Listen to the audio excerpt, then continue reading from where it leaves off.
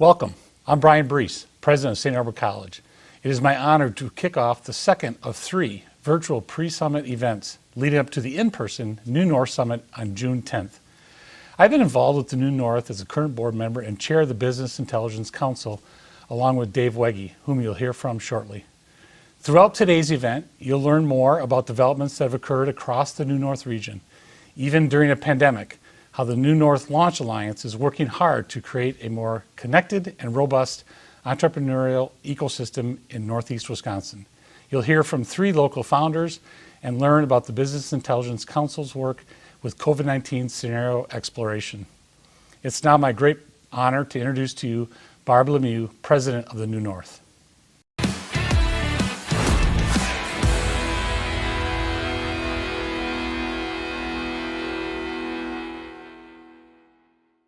Thank you, Brian. We very much value your leadership across our region. We know 2020 certainly served up its share of challenges, but our region is resilient. While there is still work to be done, we are seeing great signs of recovery. This is due in large part to how local communities across our 18-county region responded throughout the pandemic. We are incredibly grateful to our local partners, our communities, and our businesses for all of their efforts to help our region get back on the road to recovery. We produced a short video to highlight a sampling of development projects in 2020. Large and small, we are proud of them all.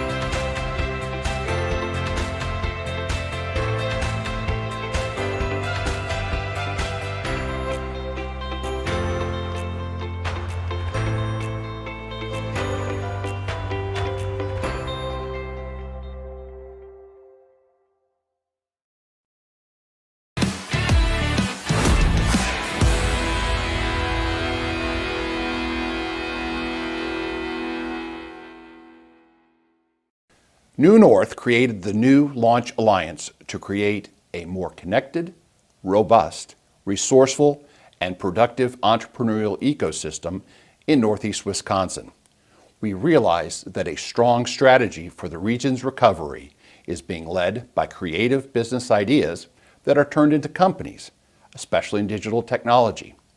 As part of the alliance, for example, a team of corporate innovators from various companies in the region have come together to share ideas, mentor entrepreneurs, and enhance our entrepreneurial reputation.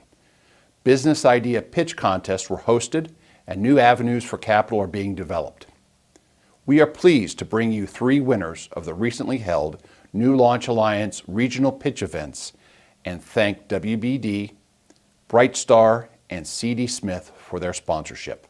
We also thank our many local partners who helped in the coordination of local contests, all helping to create the energy and connectedness of players in our ecosystem. First, you will hear from Andrew Schmitz, founder and CEO of Proceed.app. This business creates a modern solution for retaining and sharing institutional knowledge of an organization. As an app, it allows for the sharing of information during the onboarding process for new employees, training sessions, and more. Employees are encouraged to capture what they know firsthand. Rich visual documentation is created on the app with simple updates. Next, you will hear from Sean Robinson, founder of Pure and Complete Phonics, LLC. The startup is developing an engaging, game-based spelling and reading application for students with dyslexia that is authentic, realistic, and culturally responsive. Last but not least, you will hear from Stephanie Hoskins, co-founder with her husband Houston of Dettel. This business model is tackling the consumer debt crisis by helping companies and their customers negotiate and settle overdue invoices through a cloud-based platform, scalable to any business size that automates, improves, and simplifies the negotiation of bad debt accounts.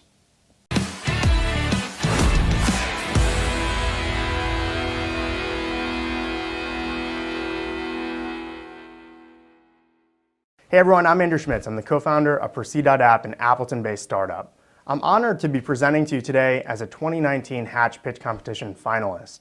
If you remember my pitch from 2019, I was a guy who started on stage saying, employee turnover sucks, and we help make it suck less. Our journey through the last year has been remarkable, but now that we've actually launched our product and we have customers, I can tell you with certainty that we actually do help make employee turnover suck less. And additionally, we help with a lot of other workforce challenges, including capturing institutional knowledge from employees before they retire, improving work floor efficiency, safety, and compliance by increasing knowledge accessibility, and my favorite, helping companies navigate through language barriers and literacy barriers while training new employees. How do we do all this?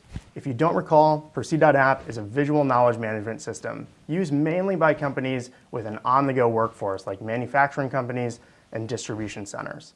They use our app to create and distribute SOPs, on-the-job training content, work guides, safety instructions, and other forms of operational documentation using amazing visuals. Why visuals? Well, it really shouldn't surprise you, but the common stat that's out there is that 65% of humans identify with having a visual learning preference, which means that there's a really good chance that 65% of your employees also have a visual learning preference. And so that's why we created Proceed.app, to help businesses say goodbye to their text-based binders that are collecting dust and hello to amazing visual-based content that aligns to how the majority of their workforce prefers to learn new information. We focus on 3 main things at Proceed.app. First, making it super easy to capture your processes and knowledge with bite-sized photo and video-based content. Secondly, rapid distribution, getting the right knowledge to the right people at the right time conveniently. And last but not least is continuous improvement through data-driven decisions. But that's enough about us. I want to talk about you for a second. After the Hatch Pitch Competition, like every other business, we were welcomed by a worldwide pandemic. And yet, through all the change, we had an exciting year of growth, and largely because of your support. The extra cash from winning the pitch competition is great, But the true prize was the social capital given to us by all of you. Your generosity and willingness to support homegrown startups with your connections and your expertise was paramount to our success thus far, and I really can't thank you enough for your continued support. I want to congratulate this year's winners of the Hatch Pitch Competition, Dettel and Dr. Dyslexia Dude. These two companies are great examples of shining startups coming right here from Wisconsin, and I really look forward to following their growth as a fellow entrepreneur. Today is a great day to be a startup, and especially a great day to be a startup in the New North. Thank you for your time, and take care.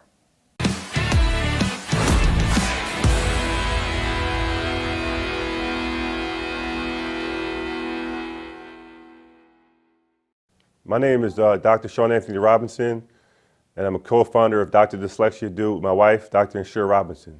Before I begin, I'd like to share about who I am and why we made Dr. Dyslexia Dude. None of my success would be here without Dr. Robert T. Nash, who first diagnosed me with dyslexia at the age of 18 when I first started to read at the University of Wisconsin-Oshkosh.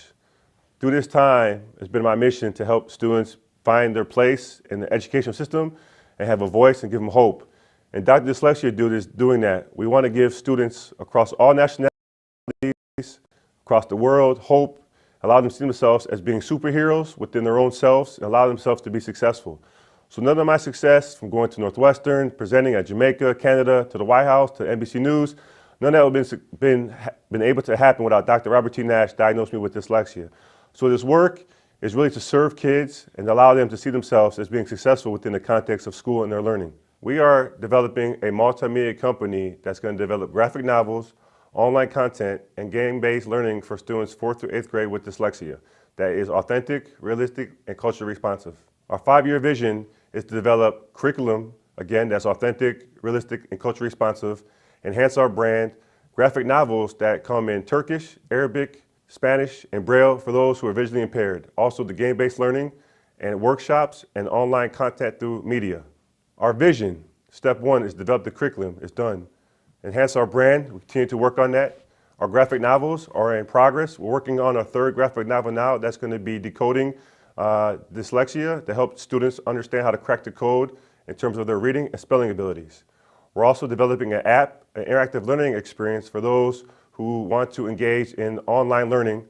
And we're developing a website that has dashboards, ebooks, and animations, and also continue to do interactive workshops globally.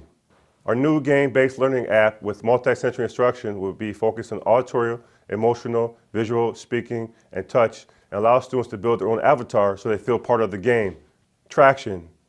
We have already developed a wireframe prototype with feedback.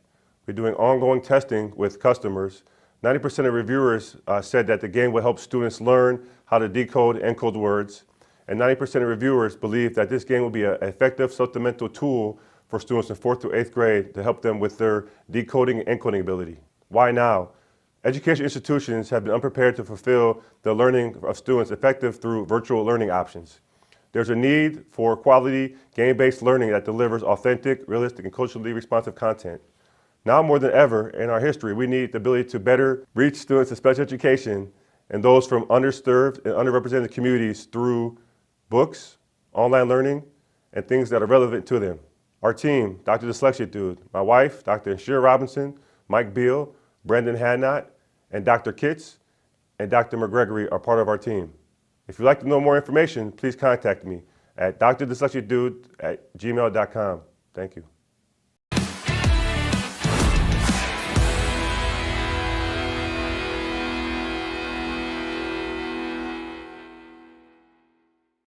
Hi, I'm Stephanie Hoskins. I'm the co-founder and CEO of Dettel. Dettel is on a mission to tackle the consumer debt crisis. Every year, 93% of all businesses will see at least one customer who cannot pay an invoice. And 30 million Americans have at least one bad debt reported to their credit records annually. Combined, they pay a total of $13 billion in fees to debt collectors. Prior to Dettel, it was very inefficient for an organization to try to negotiate one-on-one with each individual customer. Some organizations have thousands of bad debt accounts, like hospitals and utility companies. And to try to negotiate with every single individual can be very difficult and time consuming. And then what we also noticed is that consumers are less willing to try to settle a debt unless they can get that put in writing first. But a lot of traditional collection methods refuse to put that in writing until the consumer has paid. And so this causes the breakdown with the process. Dettle solves these two major inefficiencies. So Dettle is a business-to-business cloud-based software that automates, improves, and simplifies the negotiation and settlement of overdue customer invoices and bad debt accounts. So our automation and improvement to the process enables corporations and organizations to negotiate directly with thousands of individual accounts efficiently and like never before. We also address that transparency and trust issue by ensuring that both parties are protected and secure throughout the process, and both knowing that they will receive exactly what they need to from the transaction. Dettle has several competitive advantages over the status quo of collections. One is that we're incredibly easy to implement. You can sign up for an account with Dettle and be inviting your bad debts to settle within 10 minutes. We're also less expensive than traditional collection methods and very consumer friendly. So the outcome for our clients is that they increase their revenues and decrease their expenses. They're able to collect more from their accounts receivable and offer more flexible options. They also improve their customer relationships so they can salvage those good reviews and referrals and even future revenue from those customers. We're excited to have implemented our pilot program at several initial sites, and we have expanded beyond those initial beta and pilot sites, and we're launching and scaling in several various industries. Our leadership team consists of myself, my co-founder and husband, Houston Hoskins, and our tech lead, Raphael Spencer. I have over a decade of experience in corporate finance and strategy. Houston is an expert in business development and customer relationships, and Raphael is a full-stack senior software developer with countless projects under his belt, including fintech integrations and experience directly with our tech stack. Since we won the New North pitch competition, we were able to use those funds to hire our tech lead and implement improvements to Dettle. We were then able to use that momentum and progress to secure a spot in a nationally ranked accelerator program. So we're currently participating in the Excel Prize Accelerator, which goes through May. We then were able to close our pre-seed round, and now we have completed our pilot program, and we are in the process of launching and scaling Dettle through various industries. Our ask today is that if any of y'all watching this are interested in reaching out and getting to know us, we would love to expand our network in our new home of Wisconsin. We moved here from New Orleans in July, and so far we've really enjoyed just plugging into the local entrepreneurial ecosystem and getting to know so many Wisconsin entrepreneurs and people around the space. Also, if you have any introductions to innovative companies who would like to work with a Wisconsin-based startup, we would love to meet those people. We're looking forward to meeting everybody in person and are excited for the June event. Thank you. It's now my honor to introduce to you Dr. Dave Wegge, President of the Bay Area Community Council and co-chair of the New North Business Intelligence Council.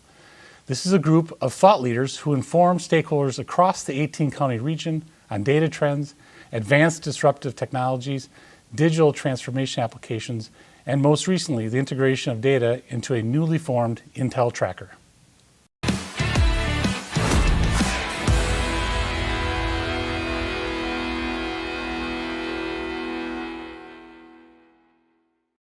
Thank you, Brian.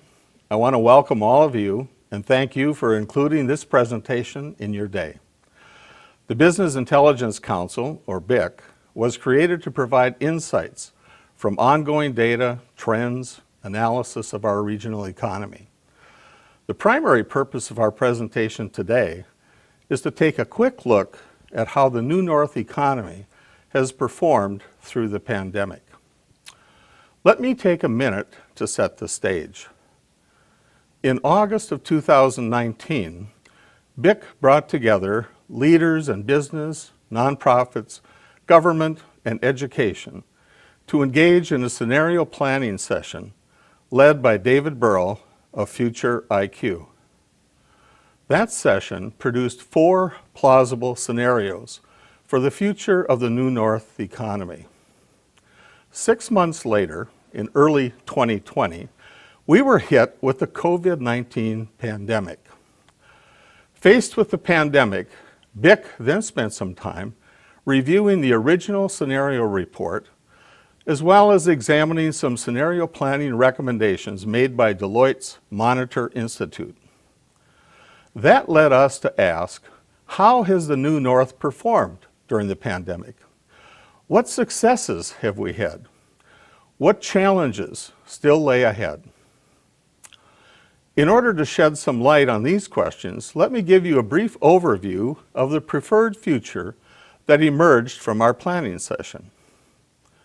Many of you may have participated in the scenario planning session or may have read the full report, so the scenario matrix may look familiar. There are 2 primary dimensions to the scenarios. The vertical dimension represents digital transformation from having a single technology approach to a connected systems approach. The horizontal dimension represents our workforce and workplace transformation, from having a workforce that is rooted, homegrown, and a workplace that is transformed by remote work, which produces broader opportunities for participation. The upper right quadrant, the New North leading disruption, emerged as the preferred scenario for the future.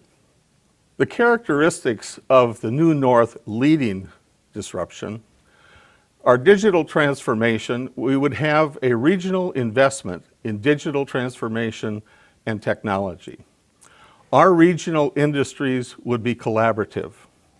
We'd have a strong ability to innovate and adapt to technological change. And the region would be highly connected, both digitally and globally. Our workforce would be transformed as well. We would have a radical reinvention of the workplace.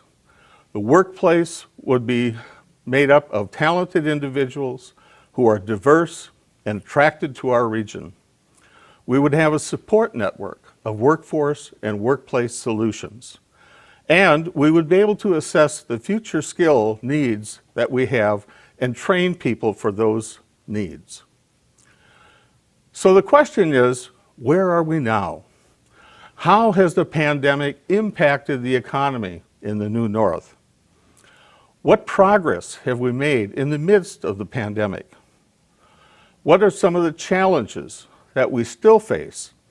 And should we be focused on in moving forward? We are fortunate to have Dr. Mark Schaefer with us to help us answer some of these questions.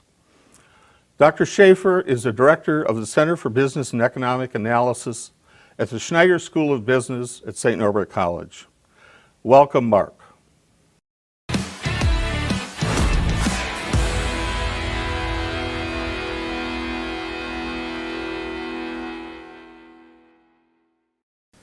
Thanks, Dr. Wege, and it's a pleasure to be here to talk with you all today. I'm going to be talking a little bit over the next 20-25 minutes or so about an important topic, obviously, of what's going on in our current region, and that is the pandemic, the economy, and specifically what's been happening in the New North as a result. To lay out some of my comments, I'm going to be talking a little about a brief COVID-19 update, followed by economic performance and resiliency, and then we'll be talking a little about the household experience, and followed up with probably the most important part of the presentation today, which is sort of talking about our path ahead. What do some future scenarios look like, and what are those challenges that are still on the horizon for us? To start off with, COVID-19 cases fortunately have been falling recently in the state of Wisconsin, along with most parts of the country. The good news is actually we're at relative lows compared to where we were, many months ago in the peak of the pandemic. And the current forecasts on the CDC show they're expected to be at these low levels for the foreseeable future. In terms of Wisconsin vaccinations, this is also an area that's seen a lot of good progress lately. you might be surprised to know that actually as of March 28th, and I say March 28th because this data changes on a daily basis, Wisconsin was actually ranked #1 in the country in terms of the percentage of COVID-19 vaccines administered relative to those distributed.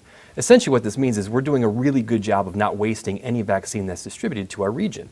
In fact, as of March 28th, that was showing in and around about 93.7 or 94%. And as of the end of March, we're seeing about nearly 30% of the population has received at least one dose of the vaccine. We're going to be talking about the impact that all of this is going to have on the economy, and the COVID-19 situation and these vaccines are going to play an important part of what that future holds.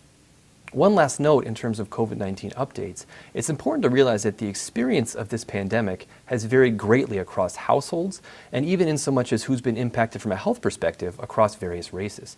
What we can actually see in the visual here, and this is Wisconsin data, we can actually see that American Indians and Black and Hispanics have actually seen different impacts in terms of case rates, in terms of hospitalization rates, and in terms of death rates. It's an important thing to note, even as we talk about what this looks like moving forward, that these experiences of the pandemic are very, very different, and that's going to play a role in our recovery. Switching gears now, let's talk a little about what's happened in the economy, specifically how it's performed and how resilient our region has been in the face of these challenges. So the key slide here that I think sets up a lot of the presentation is to look at what's happened in our region, in the state, and in the United States as a result of the pandemic. So this is a graph that sort of outlines what's been happening from the perspective of employment and employment growth.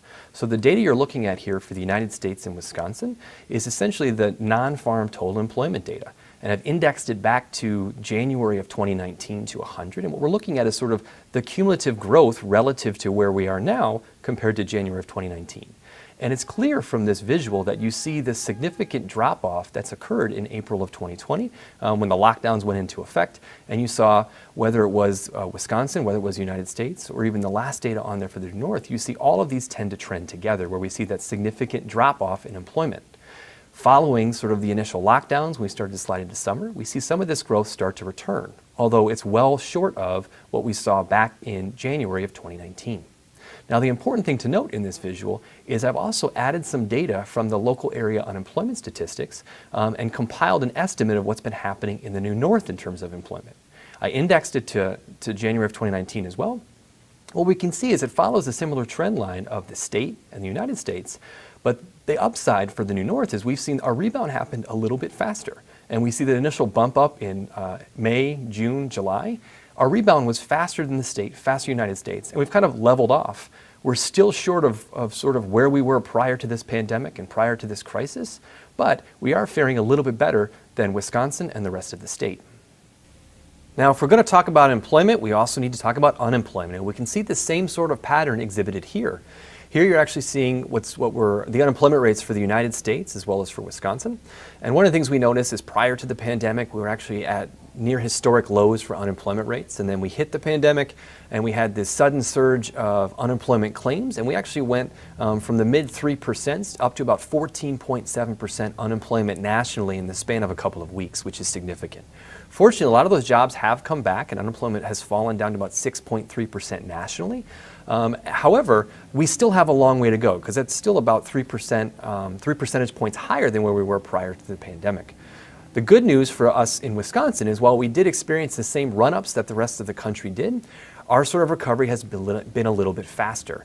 And we're hovering now at about 3.8% unemployment, which is much lower than what we've seen for the nation. And that speaks very well to our prospects and how the recovery across the state has been for us here. This resiliency is also seen when we look at job postings. So here's a quick take at what's been happening in terms of the posting of jobs both nationally as well as in Wisconsin. And this is one of those new high-frequency data series that we've been tracking to get a better sense of what's been happening. And all of this is relative to the beginning of 2020. So what we're seeing is the percentage change relative to that period. And while we see Wisconsin as well as the rest of the country had that huge drop off in job postings, we see it's kind of bounced around a little bit through 2020, but towards the latter half, what we see is Wisconsin started to post jobs at a slightly higher rate than the rest of the country. In so much that even most recently in the last quarter of data that we're looking at here, you can see that we're pushing, north of about 30% increase in above what we were posting prior to the pandemic, which is good news for us in Wisconsin. Now, this rolls over specifically if you want to focus on manufacturing, which all of us know is an important industry within our region and within the state. If we look at the same data for job postings, we see the same relationship holds, only that manufacturing job postings have actually increased at an even faster rate than the rest of jobs, pushing north of 40% given the most recent data we have. This speaks very well in explaining what's been happening within our region. Specifically, if we actually want to look at some of the data, we can actually look, and this is using some data from EMSI, and we can look at the percentage of the workforce nationally that's made up of manufacturing workers, and it's typically around about 7.9% or 8% of workers tend to be in this sector. If you look at data on the New North most recently, this is closer to actually about north of 20%, about 23% of our workforce is somehow linked to and tied to manufacturing. If we think back to the earlier graph that we saw about how the New North had a nice recovery during this crisis, we can actually point some of that to what's been happening in the manufacturing sector. One of the reasons why we may have performed as well and come back as much as we have is because manufacturing is indeed an essential industry that we've relied on heavily throughout the pandemic for a host of different reasons, and that probably has played an important role in helping us rebound a little bit faster than the rest of the state in this context, as well as the rest of the country. In looking at other variables that we can explore to get a sense for how the New North is faring, we can actually look at what's been happening in the hospitality sector. So here's some data that we can look at where we're looking at sales tax receipts in the accommodations and restaurants sector. And what we can see here, and most of us know this, that this is a sector that definitely has had a hard go of it as of late, given a lot of people have been avoiding restaurants, avoiding vacations and travel. If you look across the state, sales tax receipts are down about 27% from 2019 to 2020. If you look at the New North, it was only down about 21%. So of course, down 20% is not a good thing. However, we are faring a little bit better in this category compared to the rest of the state. Sliding over and look at our spending in our region from tax receipts in terms of retail trade, we can see this has been up a good amount for both the state as well as for the New North. Both of them are in and around up about 10%. And this speaks to a lot of what's been happening as consumers have substituted away from some of the trips and some of the restaurants that they've been going to and put more of that money into buying things in the retail sector. And you can see it's up 10% year over year, and even the New North is actually up just a hair more than the rest of the state, which speaks to some of our behavior and how we've been trending with the state, as well as maybe outperforming a little bit in this area.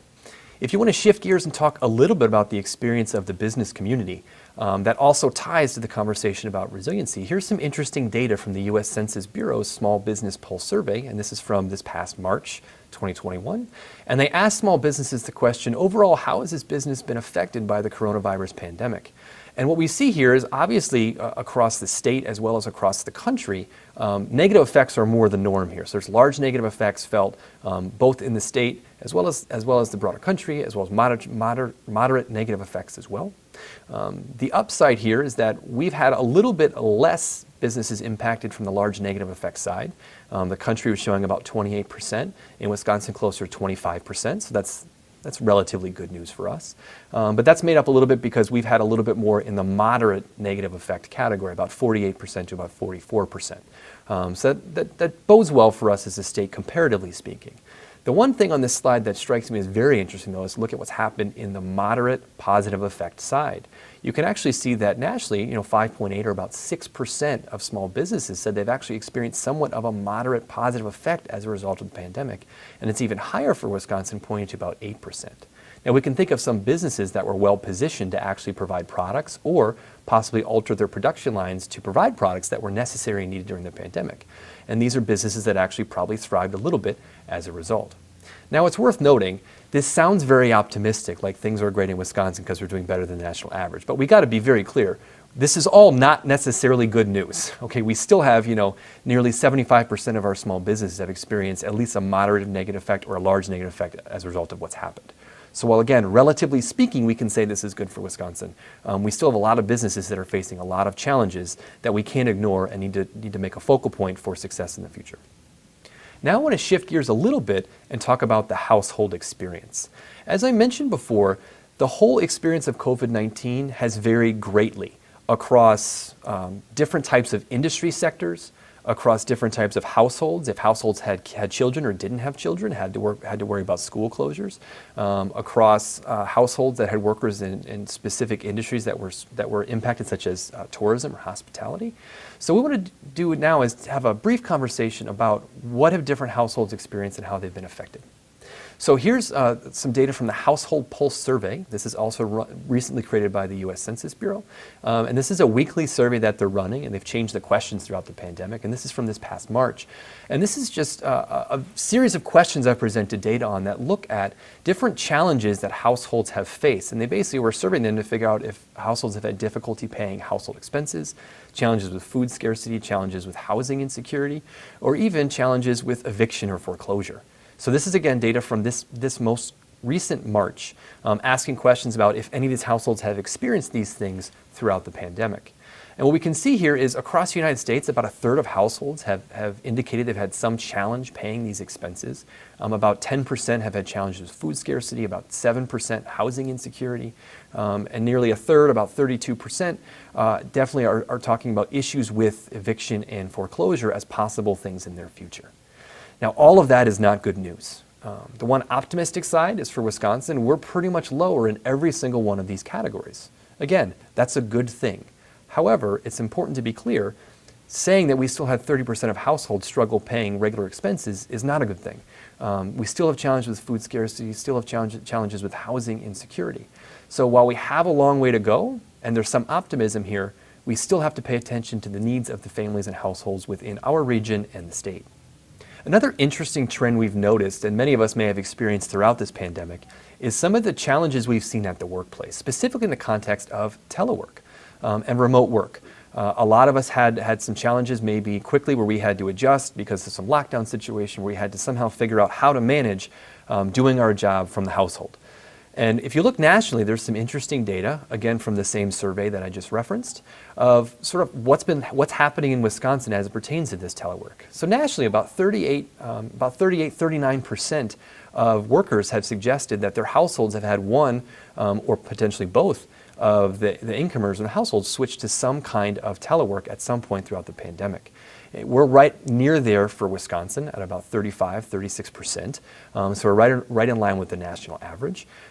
Just for context, sort of on the high end of our scale here, you got DC. About 61% of households experienced some exposure to telework throughout the crisis in DC, and that ranges all the way down to about the high 20%, 26, 27% of Mississippi there at the bottom. Now, what's particularly interesting about the telework component, which is why I want to spend some time talking about it, is this is actually one of those things that has had a differential impact on households. If you start to break out the data by income in terms of households that were able to actually respond to telework needs, what you quickly see is there's a very important distinction about incomes that households make and their ability to do remote work. In fact, on the data we're showing here, what you're seeing is in the gray responding yes to this question, and the green responding no. These are essentially the same thing about how households have been able to respond to telework. And you clearly see above sort of about $75,000 in the households, those households had a much easier time transitioning to telework. And at households that were bringing in less than about $75,000, this was a much more difficult thing to be able to do. And when you start to think about the types of jobs that might tie to some of these income differentials, this might make some sense. So we might broadly think that maybe higher income jobs might be tied to white collar office type jobs. Those are the jobs that were much easier to transition to telework. Whereas, let's say you have industries that are service-based industries or people that work in hospitality or restaurants. You can't do those jobs from home. And if those fall in the lower income areas, we can basically look at this graph and suggest that higher income households were able to better weather the storm from an income perspective than those lower income households. This is an important trend to note, highlighting that households have had very different experiences. We can also talk about, if you overlay the same data in terms of education, the same thing holds if you start to look at bachelor's degree holders and higher had a much easier time transitioning to telework relative to non-bachelor's degree holders. So the household experience is really marked by different type of challenges that every household has faced. One last comment to address in talking about the household experience before we move on to some scenario conversation is looking a little bit at New North mobility. This is an interesting data set that I'm showing here. It's actually a partnership between the Federal Reserve Bank of Dallas and a company called SafeGraph. They have access to some anonymous geolocation cell phone data. And what they've actually been doing throughout the pandemic is tracking the frequency with which people are moving around with their cell phones. So it's really a measure of mobility. And what you can see, and this whole thing is benchmarked to January of 2020, prior to the crisis, what we can basically see is people largely dropped off their mobility going into the crisis, and we see the huge lockdown effect that happened in this data. And we quickly see a bit of a rebound to a new normal there, sort of late summer moving forward. The thing that's interesting to me about this graph is while Wisconsin generally has trended closely to the U.S. in terms of mobility, what you do see is the New North has trended a little bit higher in terms of mobility, and most notably sort of in 2021, it's actually trended significantly higher, I would say, compared to Wisconsin, United States. And this could actually align to some of the recent changes we've seen in terms of the resiliency of our region, people going out spending money, our rebound's a little bit stronger. Now that we've done sort of a brief overview of what's been happening in the economy sort of in the state and in the region, now let's shift gears and talk a little bit about the future ahead. What does the future look like for Wisconsin? What does the future look like for the New North? So I want to revisit this image that we looked at before, where we actually looked at the path to recovery compared across the New North, Wisconsin, and the United States. And what I've done here is sort of outline three possible growth rate trajectories. Now, to be very clear, these aren't actual legitimate forecasts. These are just sort of trend lines I stuck on there for conversation purposes. Don't go making bets on the numbers you're seeing on here. We just want to talk about some trend lines across three possible scenarios we could see moving forward for the New North. So for the first scenario, which I kind of think of here as sort of the lowest likelihood scenario from my perspective, think of this as the case where we have some sort of COVID-19 resurgence and there's sort of an economic pullback that results. So of course there's a conversation in Wisconsin how as we already talked about here, cases are down, vaccination rollout looks pretty promising here in the state. All of that is good news. Of course, we never know. There's conversation right now about new potential COVID variants and what that could do. So hypothetically, suppose we did have a situation where the COVID-19 cases started to spike back up and we saw people sort of retreat to being more cautious again. What would this look like in our region? Well, this is sort of in my perspective, the worst case scenario of the three scenarios we're talking about. That would sort of lean to a little bit more of an economic pullback, right? A pullback in spending in those hospitality type sectors, restaurant sectors, et cetera. And then also we'd see substitution effects where that spending would be redirected more towards some of the retail sectors that we just talked about. Additionally, if we had any economic inequality challenges or problems like low-income workers, for example, or disenfranchised workers, or possibly households with children that have a harder time doing dual incomes in that case, those would be magnified under this scenario as challenges moving forward. I view this as sort of the longest recovery path because if we got knocked off where we were as of right now or where we are as of right now, it's going to be a longer path to get us back to where we were prior to the pandemic. For the second scenario, which I kind of view here as sort of the moderate to high likelihood scenario, I'm kind of calling this the status quo with some optimism. So, as of right now, where we are within the year, we're in March, April, we've been in the pandemic for a year. Cases are low, vaccination looks good. People are actually somewhat optimistic for the future. We're looking forward to a summer, good weather, can be outdoors. This is where we start to see cases stabilize, optimism resumes, some of that spending comes back, maybe in those sectors of tourism and hospitality. They see a small resurgence in activity. But I think the important thing to realize is even with all that optimism, you're still going to have varying opinions on comfort level and safety level that every family is going to have to take on as we move towards our recovery. So while some of this is going to come back, you might have a lot of folks that are still very cautious and not willing to, let's say, take the whole family of 5 out to dinner on a Saturday night in a restaurant.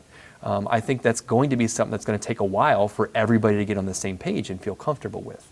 And until everyone's 100% comfortable, we're probably not going to see a full-blown recovery. This is why I'm kind of viewing this option as sort of the status quo with some optimism. Now that brings us to sort of scenario number 3, which is moderate to low likelihood for me, maybe a little bit more on the low likelihood side, but this is sort of the best case scenario. COVID-19 cases drop to near zero, vaccination rollout goes well, everyone feels very, very comfortable, let's say throughout the summer, moving into the fall. Everything's full-blown reopened, everyone's willing to spend exactly like they were prior to the pandemic. All the behaviors were exactly as they were prior to the pandemic. And that's going to bode very, very well because arguably speaking, there's probably a lot of pent-up demand for things like vacations, et cetera, that haven't happened for many families over the course of at least a year. This would sort of be the fast recovery bounce back scenario to pre-COVID levels, let's say by end of summer, early fall. So these would be sort of the 3 outlined scenarios that I'm kind of laying out. So what are some factors that are going to contribute to these future scenarios? Or is there some sort of version of these scenarios that we could consider to be blended? So here's a list of things that I'm thinking about that I consider factors that are going to contribute to these scenarios. So the first and obviously most important one, which is underscoring this entire conversation, is what is the situation with COVID-19 and vaccinations, and how does that translate into consumer sentiment, and specifically how comfortable all households feel to resume their behaviors? That's going to be probably the single most important thing that dictates which scenario we end up in. However, there's a host of other considerations that are also extremely relevant into driving us into preferred possible scenarios. So some other things to consider are sort of the regional and social cooperation across stakeholders. We're fortunate in our region to have organizations like the New North that have the support of many, many firms and businesses and local governments in our region, all working together to try and find solutions to help us in normal times as well as through the pandemic times. Some of the efforts, which I'll discuss in a later slide here in a moment, some of those efforts have actually helped us excel throughout the pandemic. And that type of cooperation, that cohesiveness, bodes well for the region.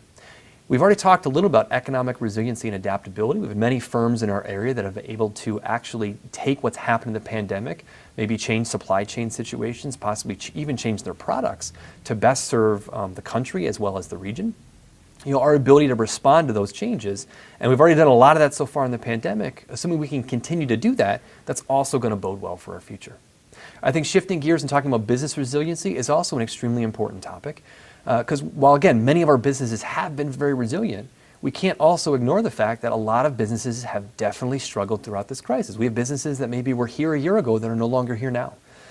So depending on what that looks like in the future moving forward and how we can actually do things to support businesses that have either struggled or possibly businesses that have closed to reopen, what does that landscape look like moving forward? The more things we can do to help that, the more likelihood we are to slide into sort of a scenario 2 or possibly a scenario 3 type situation.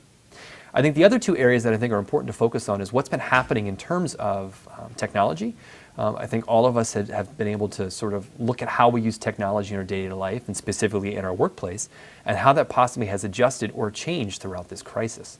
And I think the other thing to consider is how that rolls over into how adaptable our workforce has been, and if our workforce, especially those that have possibly been disenfranchised or lost their jobs because of certain industries that they worked in, how are we able to help those workers possibly retool, get new skills, and find new jobs in our region? All of that is going to be important to take into consideration when we start to think about which scenario we end up in this case. To put this into some context, I want to revisit that small business pulse survey one more time from the U.S. Census. And a recent question they asked was, in the next 6 months, do you think this business will need to do any of the following? And they asked them a list of essentially things that the business might be looking at in terms of investing in or needing to do in the near future. And I'm showing this table because essentially I think the top result for the state of Wisconsin is probably the single most important thing on this slide, and that is that nearly 40% or 38.6% of the small businesses said their number one focal point in the next 6 months is to identify and hire new employees. That speaks very well to our recovery here in Wisconsin, and if that's what firms and businesses are thinking about doing, this is going to be an important thing for us to discuss in terms of our workforce, what that looks like and how we can help to support that effort. Another thing to sort of reiterate coming from the technology perspective is to sort of tie this back to some of Dr. Wage's comments earlier about the New North and some of the scenario planning that was done earlier. As part of that effort, the New North actually conducted a survey where they looked at sort of the preparedness of firms to handle future challenges. And they asked a list of possible concerns for the future. I just pulled out a subset of that list, specifically the ones that sort of ranked high in terms of companies not feeling comfortable or prepared to handle certain tasks. So here's a snapshot of those items. And what we see as you scan the list quickly, I kind of group it in sort of two categories. One category is prepared in terms of technology. So we look at how are firms able and ready to cope with AI, predictive analytics, possibly disruptive technologies, and even company organization orientation towards technology. And we see prior to the pandemic, this is in 2019, companies were already ranking this in and above 50%, or in some cases up to 72% in terms of how they did not feel prepared to handle this. And in many ways, we could make the case that the COVID-19 pandemic actually magnified and accelerated the importance of the role of technology in the workplace. And this is something that happened, again, pre-pandemic, that I think we really have explored a lot throughout the pandemic, and we're working to integrate even more so currently and moving forward towards the future.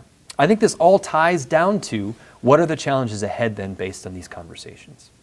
We talked about these factors driving scenarios, and I think it's important to reiterate those briefly in the context of some of the existing efforts of what's happening. So the first two considerations, they kind of stand alone. That's what happens with COVID, what happens with vaccines, and what happens to consumer sentiment. So if we look at the next block of things, regional social cooperation, economic resiliency, business resiliency, adoption and implementation of technologies, all of these in some way or another can have some connection to the importance of integrating technology into what it is we do. And I'm bringing that up because, as Dr. Wege alluded to earlier, one of the preferred scenario characteristics that they identified in the scenario planning prior to all of this stuff happening was the role of digital transformation in the region. What is the regional investment that's happening to support these efforts? How are regional industries being collaborative to maybe advance some of these technological skills and capabilities? What is our ability to innovate? And how is the region connected digitally as well as globally as a result? And as I mentioned, the COVID-19 pandemic has definitely magnified the importance of this.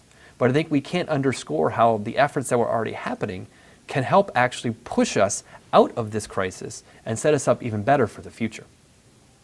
If you slide down to these, the next set of topics I've highlighted, some of the same topics are highlighted here in terms of cooperation, resiliency, as well as workforce adaptability, training, and inclusion. And all of these actually tie very nicely to the second characteristic that was outlined in the scenario planning, which is the importance of workforce and workplace transformation. So a lot of what we need to think about is how ready and capable is our workforce to adapt to the changing environment, specifically if we're going to talk about integrating technology. You know, is our workforce talented, diverse? How do we attract talented, diverse people to the region? How do we take our existing talents and skills and upskill them even more? What network do we have to support these efforts? And what steps are we taking to assess future skill needs and possibly implement training to better prepare our workforce for the needs of our businesses within our communities? Now, what I want to touch on to sort of round out the comments here is I want to bring it back a little bit to the New North, which is why we're all here talking today about this playbook to recovery, and talk about some of the initiatives that they've actually undergone as it pertains to digital transformation, as well as workforce and workplace transformation, which, as I discussed, is an important thing, generally speaking, as well as pulling us out of this pandemic. There's been great efforts in the space of digital transformation, specifically around upskilling, specifically targeting those that actually have been negatively impacted as a result of the pandemic. There's a great program that was a collaboration between the New North Generator and Microsoft. Even Thrivent was involved to basically build out a program of LinkedIn modules to actually help workers upskill, get certificates, and get better skill and ability to better serve our local businesses in the region. There also is a great effort going on right now as part of the new Manufacturing Alliance and the new Digital Alliance, where they're taking steps to promote digital skills training, both through K through 12 education and beyond, to again better satisfy the needs of the businesses in our region. From the workforce and workplace transformation area, there's been great steps for diversity, equity, inclusion, belonging action items. It's something they've been working on. And this spans the gamut from helping firms explore different diverse supply chain type options to emerging leader programs to even seed accelerator type programs that are designed for entrepreneurs of color.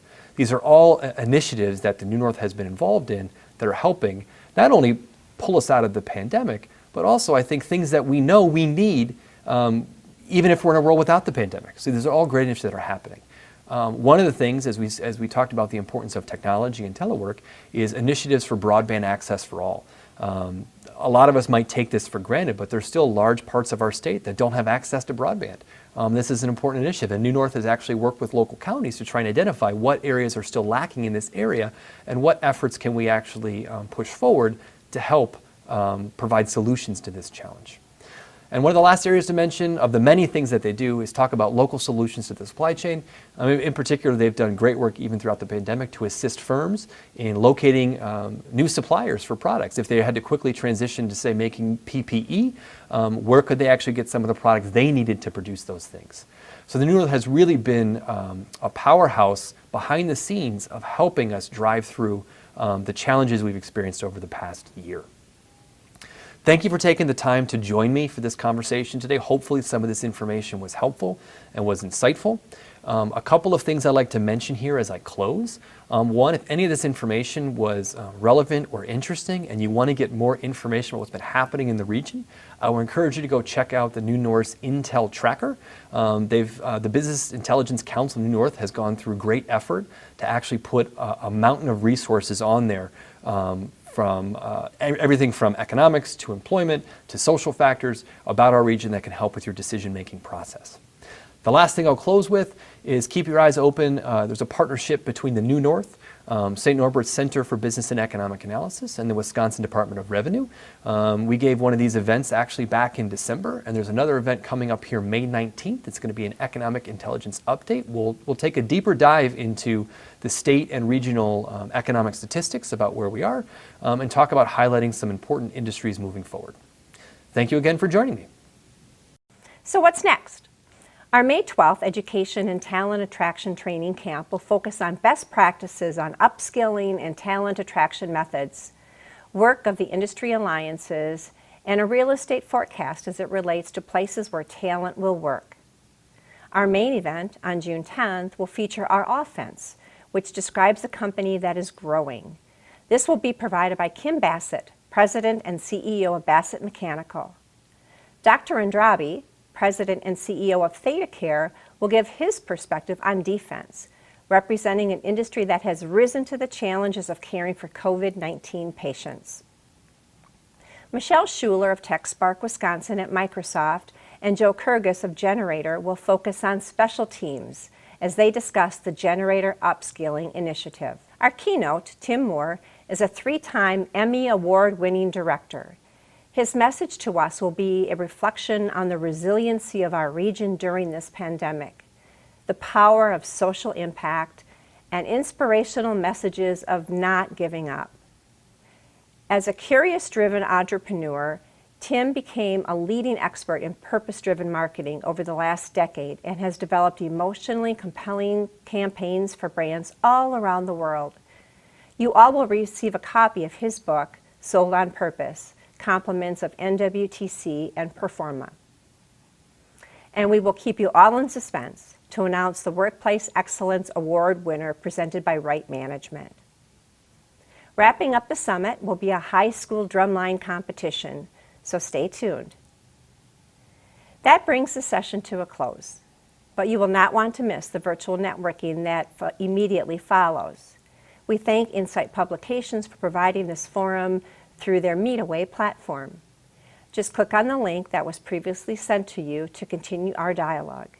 Our thanks to Coalesce for this production and to Image Studios for their technical support of today's event.